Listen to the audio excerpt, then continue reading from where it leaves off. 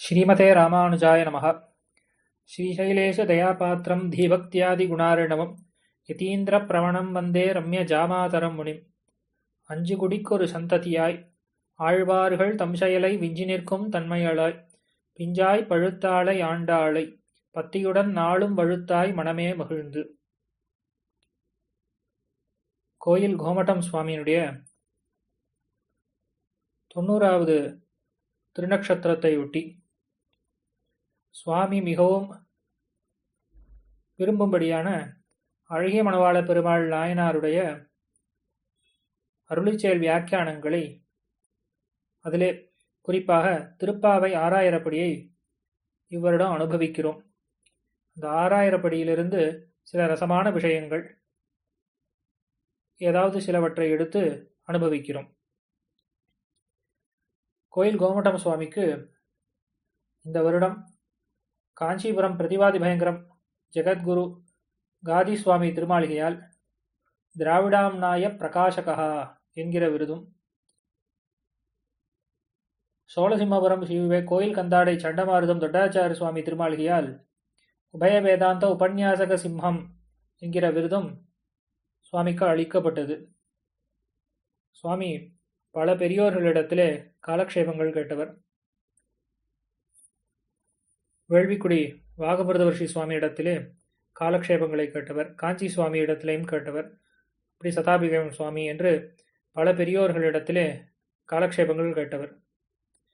சுவாமி ஆச்சரியமாக 6000படி காலக்ஷேபம் சேலையூரிலே அனுகிரகித்தார். அதிலே அன்வைக்கும் பாக்கியம் பெற்றேன். சுவாமி அருளி செய்த சில விஷயங்களை இப்பொழுது தெரிவிக்கிறேன். திருப்பாவை 3ஆம் பாட்டு ஓங்கி உலகளந்த.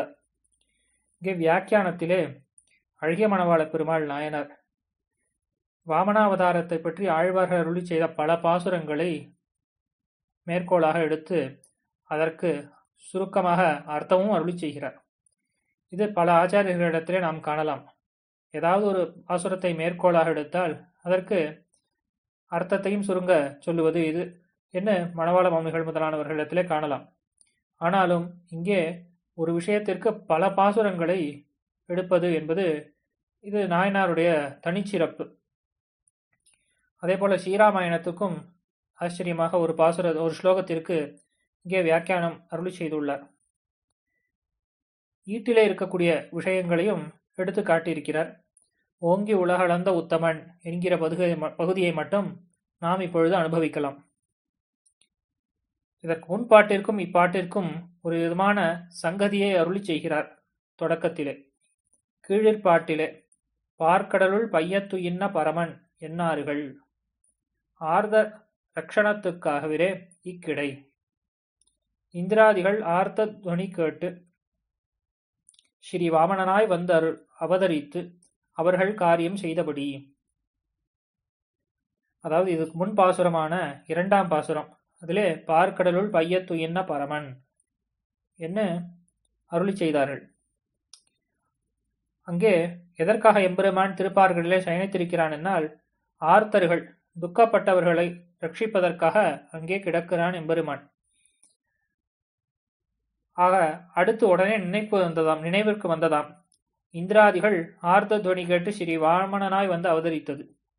அதனாலே ஓங்கி உலகளந்த உத்தமன் என்ன இந்த பாசுரத்திலே அருளி செய்கிறாள் ஆண்டாள் நாய்ச்சியார் என இது ஒருவாறு 2ஆம் பாசுரத்திற்கும் 3ஆம் பாசுரத்திற்கும் ஒரு சங்கதி காட்டி அருளுகிறார். மேலும் இந்திரன் கண்ணீர் கண்டு சிராம்பினபடியும் மகாபலி நீர் வார்த்தவாறே வளர்ந்தபடியும் ஆச்சரியமான ஸ்ரீசுக்தி. எம்பெருமான் வாமனனாக சுருங்கினானாம், பிறகு திரிவிக்கிரமனாக வளர்ந்தானாம். அதை இப்படி காட்டுகிறார். இந்திரன் கண்ணீர் கண்டு, இந்திரன் எனக்கு ராஜ்யம் போய்விட்டது என்று எம்பெருமானிடத்திலே முறையிடுகிறான் கண்ணீரோடு. அதை பார்த்த உடனே அவன் துக்கப்படுகிறானே என்ன இவன் சுருங்கினானாம் வாமனனாக எம்பெருமான். அதே மகாபலியிடத்திலிருந்து நீர் வார்த்து அந்த 3 அடி மண் பெற்ற உடனே இனி நான் இந்திரனுக்கு ராஜ்யத்தை மீண்டு அளிக்கப் போகிறோம் என்கிற சந்தோஷத்தாலே வளர்ந்து விட்டானாம் வேகமாக என்ன அருளி செய்கிறார் நாயனார்.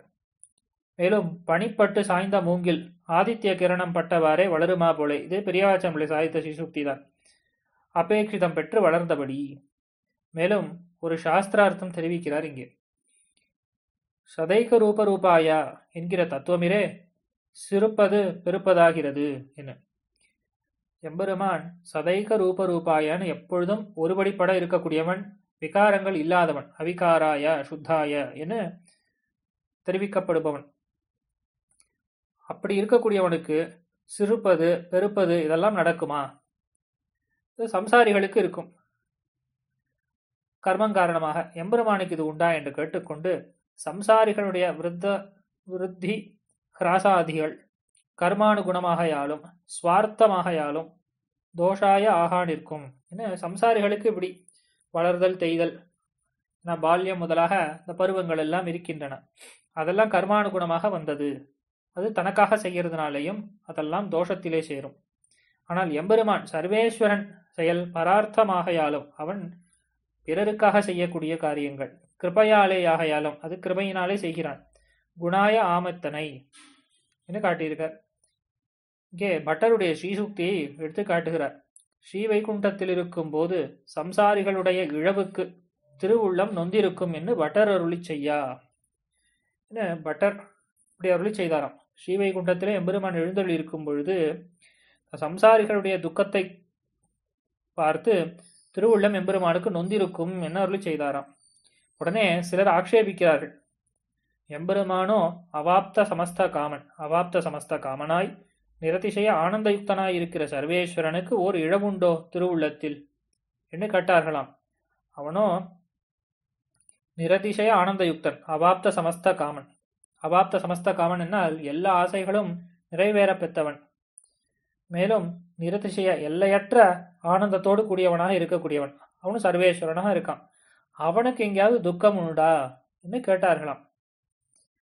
அப்ப உடனே பட்டர் வியசனேஷு மனுஷ்யானாம் என்கிறது குணப்பிரகரணமோ தோஷப்பிரகரணமோ என்ன அருளி செய்தார் என்று காட்டப்பட்டிருக்கிறது. உடனே பட்டர் தெரிவித்தாராம். ஸ்ரீராமாயணத்திலே ஒரு ஸ்லோகம், வியசனேஷு மனுஷ்யானாம் பிருஷம்பவதி துக்கிதா என்ன. அதாவது தசரதன் சக்கரவர்த்தி பெருமாளுக்கு முடிசூட்ட வேணும் என்று நினைத்து மக்களிடத்திலே கேட்கிறான். அவர்களெல்லாம் ரொம்ப சந்தோஷத்தோடு இருந்தார்கள். பெருமாளுடைய குணங்களை சொல்லுகிறார்கள். பகவோ நிருப கல்யாண குணாகா புத்திரச சந்திதே என்று சொல்லி வியசனேஷு மனுஷ்யானாம் பிருஷம்பவதி துக்கிதா என ஸ்லோகம். வியசனேஷு மனுஷ்யானாம் என மனுஷர்களுக்கு ஏதாவது துக்கம் வந்ததென்னால், கஷ்டம் வந்ததென்னால் எம்பெருமான் மிகவும் துன்பப்படுகிறான் என்று காட்டப்பட்டிருக்கிறது. மேலே நாயனாரே இங்கே வியாக்கியானம் அருளி செய்கிறார். துக்கிதா என்ன நிற்கச் செய்தே குணமாகிறதிரே. அவன் துக்கப்பட்டான்னு சொல்றோம், ஆனா இது துக்க பிரசங்கம் இல்லை, அதாவது குணப்பிரகரணம், இது தோஷ பிரகரணம் இல்லை என்று காட்டுகிறார்கள் ஆச்சாரியர்கள். ராமனுடைய அதாவது பெருமாளுடைய குணங்களை சொல்லி வருகிறார்கள் அயோத்தியாவாசி ஜனங்கள். அப்பொழுது எங்களுடைய கஷ்டத்தை பார்த்து ராமன் மிகவும் துன்பப்படுகிறான்னு சொன்னா அது தோஷ பிரகரணம் இல்லையே, குணப்பிரகரணம் தானே. பிருஷம் இவர்கள் அளவல்ல திருவுள்ளம் நொந்திருக்கிறபடி என யார் கஷ்டப்படுகிறார்களோ அவர்களுக்கு ஒரு துக்கம் இருக்கும். அவ அளவுக்கு எம்பெருமான்ட்ட துக்கம் இல்லையா, அதை காட்டிலும் அதிகமான துக்கம் பிருஷம். இவன் தன் சோர்வாலே என்னோ படுகிறது. இவன் தன் காவல் சோர்வாலே என்னே படுகிறது. எம்பெருமான் நினைக்கிறான், நாம் தானே இவர்களை ரட்சித்திருக்க வேண்டும், நாம் ரட்சிக்க தாமதித்ததனாலே தானே இவர்கள் கஷ்டப்படுகிறார்கள் என்று எம்பெருமான் நினைக்கிறானாம். அதனாலே துக்கம் இரட்டித்திருக்கிறது. அதற்கு ஒரு உதாகரணம், பவத் விஷய வாசினகா என்ன எல்லைக்குள்ளே கிடக்கும் அத்தனையிரே இவனுக்கு வேண்டுவது. இவன் இடரை காண்கையாலும் நம் காவல் சோல்வாலே வந்ததென்னு இருக்கையாலும் துக்கம் இரட்டித்திருக்கும். தண்டகாரண்யத்திலே இருக்கக்கூடிய வாசிகளான ரிஷிகள், தண்டகாரண்ய வாசிகளான ரிஷிகள் எம்பெருமானிடத்திலே காட்டுகிறார்கள் ராட்சசர்களாலே தங்கள் பட்ட பரிபவங்களை எல்லாம். அப்பொழுது எம்பெருமான் மிகவும் நொந்து கொண்டான், வெக்கப்பட்டான். தன்னுடைய காவல் சொல்வாலே இது வந்திருக்கு என மிகவும் வெக்கப்பட்டான் என காட்டப்பட்டிருக்கிறது ஸ்ரீராமாயணத்திலே. அங்கே பவத் விஷயவாசினகா என்ன இங்கே விஷயம் என்னால் தேசம். எம்பெருமான் இருக்கக்கூடிய அவனுடைய எல்லைக்குள்ளே இருத்தல் அப்படிங்கிறது தான் இங்கே விஷயம் என்று சொல்லப்பட்டிருக்கிறது. இதையே கோயில் கோமட்டம் சுவாமி விஷயம் என்பதற்கு தேசம் என்பது இன்னொரு இடத்தை எடுத்து காட்டுவார். விஷயத்தே மகாராஜா என்ன சுமந்திரன் சக்கரவர்த்தியிடத்திலே தெரிவிக்கிறானாம். பெருமாள் காட்டுக்கு எழுந்துள்ள உடனே பெருமாளுடைய பிரிவை தாங்க முடியாமல் அங்கே இருக்கக்கூடிய அயோத்தியிலே இருக்கக்கூடிய மரங்களும் வாடினா என காட்டப்படுகிறது. அந்த இடத்திலே விஷயத்தே மகாராஜா என ஸ்லோகம் இருக்கிறது. அங்கேயும் தேசம் என்று காட்டப்பட்டிருக்கிறது.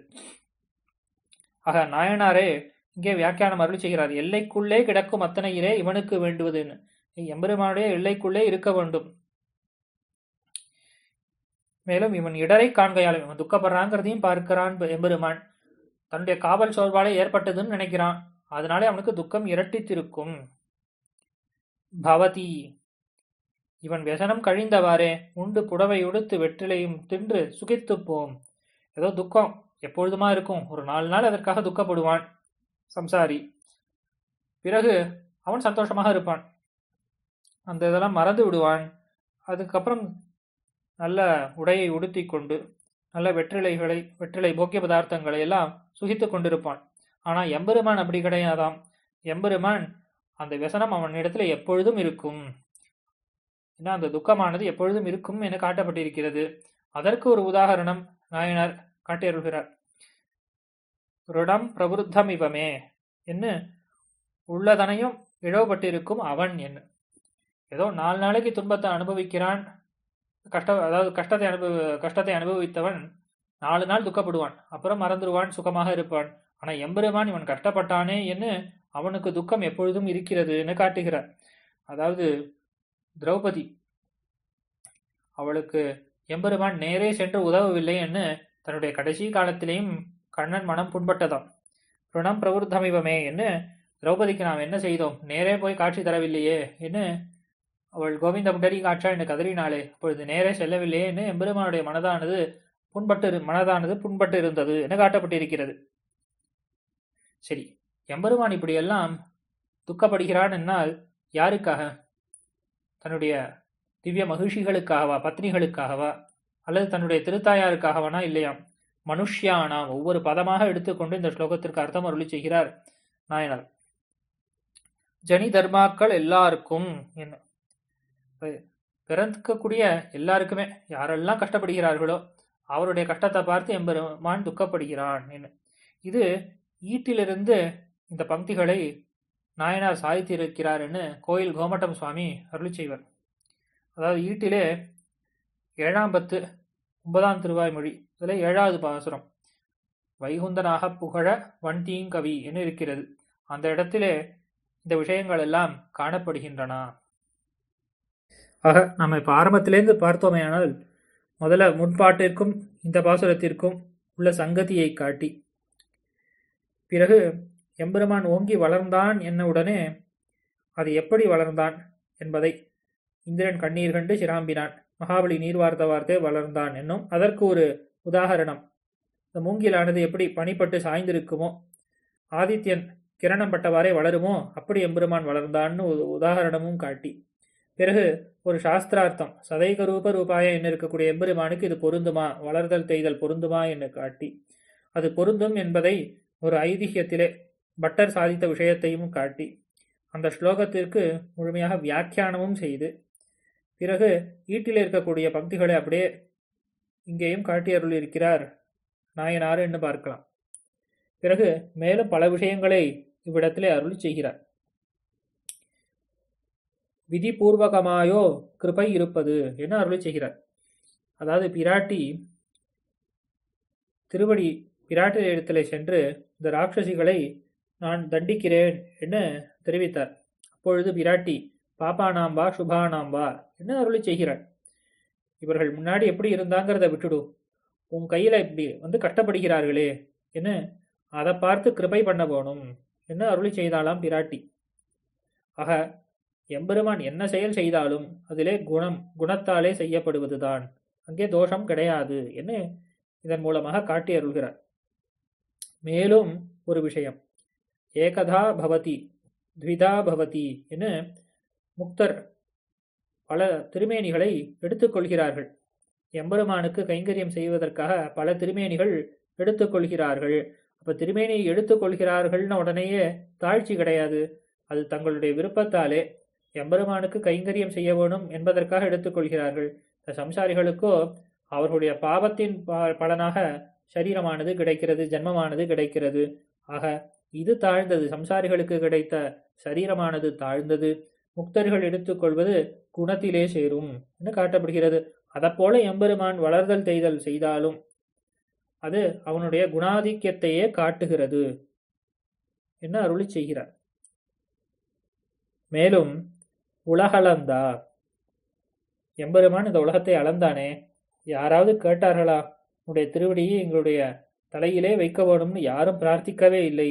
அப்படி பிரார்த்திக்காத போதே எம்பெருமான் செய்தானே, ஏன் செய்தான் என்று தெரிவிக்கிறார். அதாவது நமுச்சி என்ன மகாபலியுடைய பிள்ளை, அவன் ஆணையிட்டு விளக்கினானாம் எம்பெருமானை. அதென்னது சிறிய காலை காட்டி பெரிய காலாலே அளக்கிறாய் என்று எண்ணிது மாயம் என் அப்பான் அறிந்திலன் என்று நமுச்சி பிரபுதிகளைப் போலே விளக்குகை இல்லாமையே பற்றாசாக செய்த தத்தனை கிடீர். அதாவது நமுச்சி என்ன பண்ணினான், அவன் விளக்கினான் எம்பெருமானை. அந்த விளக்குகை இல்லாமையே பற்றாசாக, இந்த பூமியில இருக்கக்கூடியவர்கள் வேறு யாரும் எம்பெருமானை விளக்கவில்லை. அந்த விளக்காமையே பற்றாசாக கொண்டு இப்படி செய்தான். மேலும் அடிச்சியோம் தலைமிசை நீ அணியாய் என்ன ஆசைப்பட்டு மலரெழுக்க வேண்டும்படியான அத்திருவடிகளைக் கொண்டு கிடீர். காடும் ஓடையும் அளந்தது. மேலும் இனி பல பாசுரங்களை கொண்டு இந்த சரித்திரத்தை அருளி செய்ய போகிறார். முதலிலே அடிச்சியோம் தலைமிசை நீ அணியாய் என திருவாய்மொழி பாசுரம். இப்படி எம்பெருமானுடைய திருக்கை எப்படிப்பட்டதுன்னா, இந்த பெண்கள் எல்லாரும் அடிச்சியோம் தலைமிசை நீ அணியா என பராங்குஷ நாயகி அவள் ஆசைப்படும்படியான திருக்கை, ஆசைப்பட்டு மடல் எடுக்க வேணும். அந்த திருக்கை தன்னுடைய தலையிலே வேணும் என்பதற்காக மடல் எடுக்க வேணுமா, அப்படிப்பட்ட உயர்ந்ததான எம்பெருமானுடைய திருக்கை அல்லது இங்கே திருவடி. அது திருவடிகளை கொண்டு கிடீர். காடும் ஓடையும் வளர்ந்தது. இப்படி காட்டையும் ஓடை முதலானவைகளையெல்லாம் எம்பெருமான் அளந்தானே. மேலும் திருக்கையை பற்றி தெரிவிக்கிறார். பொல்லா குரலுருவாய் பொற்கையில் நீரேத்து என்று எம்பெருமானுடைய திருக்கை பொற்கையாக இருக்கிறதாம். அந்த பொற்கையை கொண்டு எம்பெருமான் இறந்தானே மகாபலியினிடத்திலே. நீ அணியா என்று இறந்து பெற வேண்டும் கையை கொண்டு கிடீர். இறந்தது. எம்பெருமானுடைய திருக்கையை பார்த்தா அந்த திருக்கை என் தலைமையிலே வைக்க வேணும்னு நாமெல்லாம் பிரார்த்திக்க வேணும். அப்படிப்பட்ட திருக்கையை கொண்டு எம்பெருமான் யாசிக்கிறானே என அருளி செய்கிறார். இது அப்படியே பாசுரங்களை கொண்டே அருளி செய்கிறார். பொல்லா குரலுருவாய் பொற்கையில் நீரேற்று என்று நீ அணியா என்று இறந்து பெற வேண்டும் கையை கொண்டு கிடீர். இறந்தது. மேலும் கொண்டானையல்லால் கொடுத்தாரை யார் பழிப்பார். இது முதல் திருவந்தாதி பாசுரம்.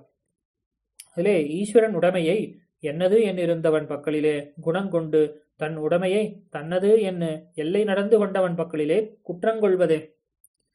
அதாவது ஈஸ்வரன் உடைமை என்னது என்று இருந்தவன் மகாபலி அந்த சொத்து தன்னோடுதான் நினைத்து கொண்டிருக்கிறான் 3 லோகங்களையும். ஆனா உண்மையிலேயே அது எம்பெருமானுடைய சொத்து. ஈஸ்வரன் உடைமை அதை தன்னது என்று இருந்தவன் பக்கலிலே குணங்கொண்டு, அவனுக்கு குணம் இருக்கிறானாம். அதாவது எம்பெருமானுக்கே தானம் பண்ணினான் என்று ஒரு சிறப்பு, ஒரு குணம்னு சொல்கிறார்கள். உண்மையிலே பார்த்தா அது குணமா? அது எம்பெருமானுடைய உடைமை. அதை எடுத்து எம்பெருமானுக்கே தந்திருக்கான். ஈஸ்வரன் உடைமையை அது என்னதுன்னு நினைச்சுண்டு வேற கொடுத்துருக்கான். ஈஸ்வரன் உடைமையை என்னது என்று இருந்தவன் பக்கலிலே குணங்கொண்டு தன் உடைமையை தன்னது என்று எல்லை நடந்து கொண்டவன் பக்கலிலே குற்றங்கொள்வதே. சரி, எம்பெருமான் என்ன செய்தான்னா, தன்னுடைமையை என்னுடைய உடைமை அது இந்த 3 லோகங்கள் அதை என்னதுன்னு சொல்லி எல்லை நடந்து அதை அளந்து அதனாலே அந்த உலகங்களை பெற்றுக்கொண்டவன் பக்கலிலே குற்றங்கொள்வதை யாராவது சொல்ல முடியுமா? கொண்டானையல்லால் கொடுத்தாரை யார் வழிப்பார். இவ்விடத்திலேயும் கோயில் கோமட்டம் சுவாமி இரத்தினி இதென்ன பொய் என்ன திருச்செந்த விருத்த பாசுரத்திலே பெரியவாச்சான் பிள்ளை அருளி செய்த வியாக்கியானங்களை மேற்கோளாக காட்டி அங்கும் இங்கும் ஒரே மாதிரியாக வியாக்கியானங்கள் அமைந்திருப்பதை காட்டி அருள்வர் காலக்ஷேபத்திலே. மேலும் அடுத்து ஒரு பாசுரம் எடுக்கிறார் மேற்கோளாக நாயனார். நீழ்வான் குரலுருவாய் வளருகைக்கு நரிப்பூணூல் இட்ட வித்தனை தக்கனைக்கு மிக்கானை பூஜ்யதமன் ஆனவனை என்ன. இதெல்லாம் அங்கே பெரியவாச்சனுடைய வியாக்கியானத்தில் அப்படியே இந்த பதங்கள் எல்லாம் இருக்கின்றன, நாமும் பார்க்கலாம். இது பெரிய திருமொழியிலே இருக்கக்கூடிய பாசுரம். அங்கே எம்பெருமான் எதற்காக மிகவும் சிறிய திருமேனியை எடுத்துக்கொண்டான் குரலாக என்னால் அது நன்றாக வளருவதற்காக இப்படி சிறுத்தான் என்று காட்டப்பட்டிருக்கிறது.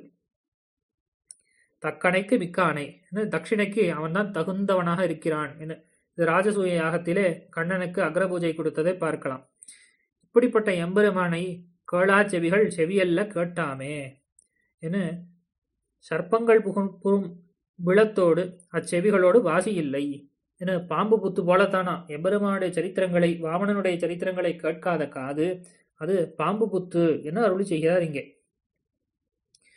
இப்படி பல பாசுரங்களை எடுத்து கோர்த்து அதுவும் ஒவ்வொரு பாசுரத்திற்கும் வியாக்கியானமும் அருளி செய்து அதுவும் பெரியவாச்சனுடைய முதலான முன்னோர்களுடைய பூர்வாச்சாரருடைய வியாக்கியானங்களிலிருந்து அப்படியே எடுத்து அருளி செய்திருப்பதை நாம் இங்கு ரசிக்கும்படியாக இருக்கு. இது நாயனாருடைய வியாக்கியானத்தின் தனிச்சிறப்பு என்னே சொல்லலாம். இந்த பாசுரத்தின் வியாக்கியானத்தை அருளி செய்யும் பொழுது ஸ்ரீ கோவில் கோமட்டம் சுவாமி கம்பராமாயண பாசுரங்களையும் எடுத்து காட்டுவர். ஆலமர் வித்தின் அரும்குரல் ஆனான் என்று கம்பராமாயண செய்யுளை மேற்கோளாக எடுத்து காட்டுவர். இப்படி பல பல விசேஷார்த்தங்களை சுவாமி சாதித்துள்ளார். இந்த விஷயங்களை இப்பொழுது உங்களுடன் பகிர்ந்து கொண்டேன். ஆழ்வார் திருவடிகளே சரணம், எம்பெருமானார் திருவடிகளே சரணம், ஜீயர் திருவடிகளே சரணம்.